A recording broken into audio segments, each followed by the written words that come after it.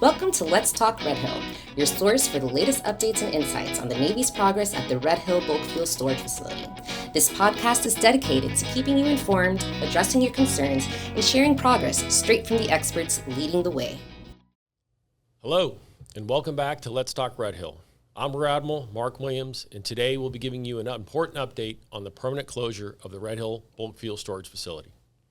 NCTF Red Hill recently submitted Supplement 4 of the tank closure plan to the Environmental Protection Agency and the Hawaii Department of Health, a major milestone in our work to permanently close the facility. To walk us through what's in it, I'm joined by Ms. Erin McKell, an environmental protection specialist and an important member of our Closure Task Force team. Welcome, Erin. Thanks, Admiral. I'm glad to be here to share some updates. So before we get started, why don't you tell the audience a little bit about yourself? So after earning my master's in marine science, I decided to shift my career focus a little bit to environmental compliance.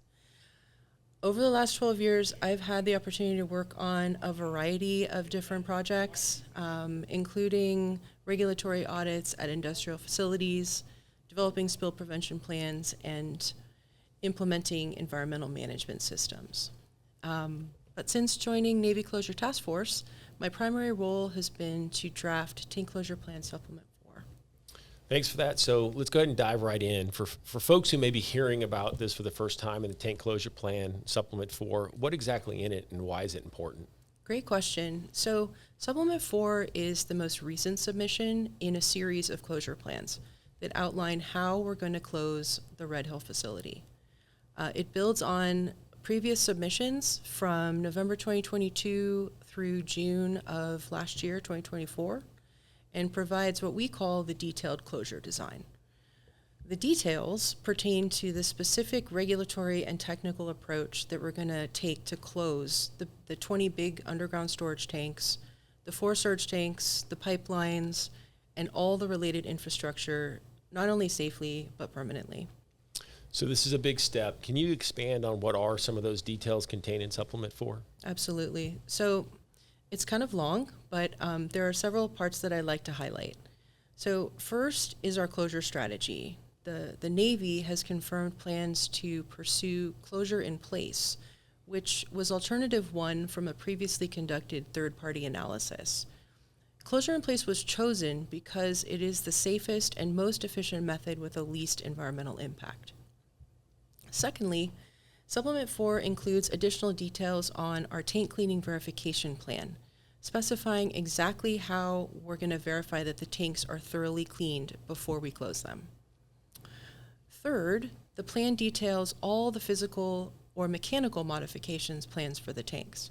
This includes everything that will be modified, removed, how we'll seal or reinforce certain parts of the tanks, certain parts of the piping systems, basically how we'll confirm that the tanks are ready to be closed in place. In addition to that, we've also updated our pipeline removal strategy, which outlines which fuel pipelines will be removed, how they'll be removed, especially in areas where they intersect with other critical infrastructure. It was also important for us to account for all the historical equipment connections to the Red Hill facility. So we've done a thorough investigation to document all legacy infrastructure that was tied to the tanks in order to confirm that any potential residual fuel was removed.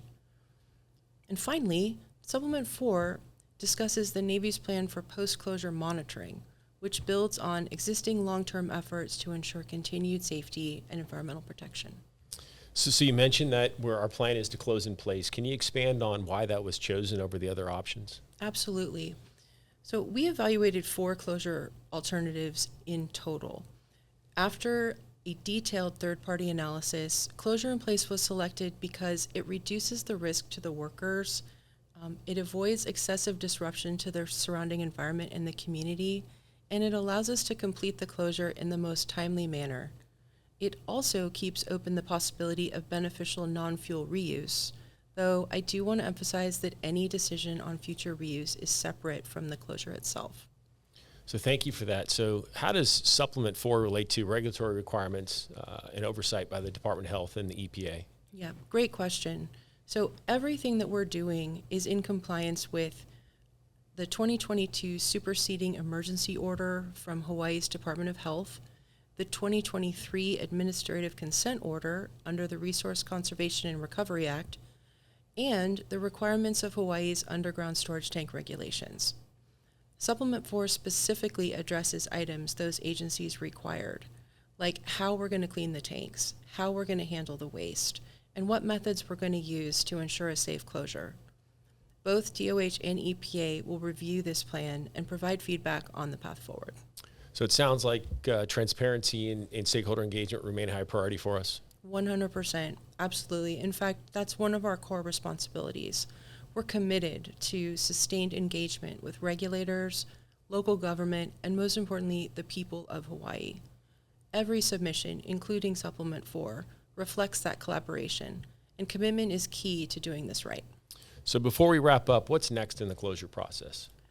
Well, once Supplement 4 is reviewed and approved by DOH and EPA, we'll begin implementing the detailed closure actions.